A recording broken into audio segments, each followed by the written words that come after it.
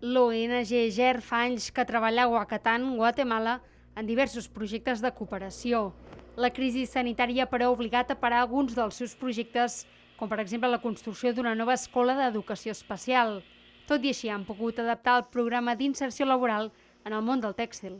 En el área textil que se elaboraban libretas y gorras, lo hemos convertido en la elaboración de mascarillas, porque en Huacatán es obligatorio que utilicemos mascarillas. Guatemala tan sols té uns 500 positius de coronavirus, però allà la pandèmia ja ha començat a provocar una important crisi alimentària.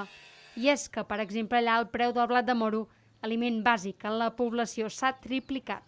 El principal fons d'ingressos de tota aquesta regió, i parlo de la regió de Centroamèrica, eren les remeses que venien dels treballadors que estaven als Estats Units.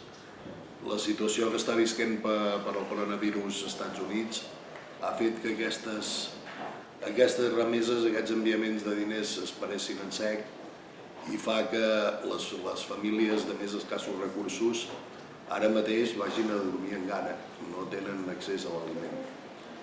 I en els propers mesos és de preveure que la cosa irà pitjor.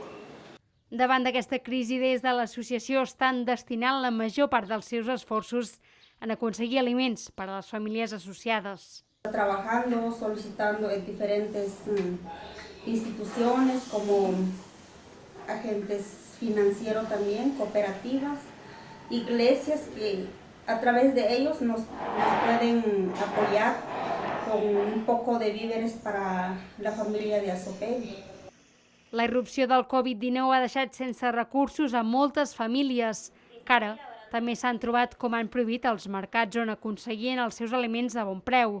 És per això que des de l'associació Azopegui fan una crida per aconseguir més aliments.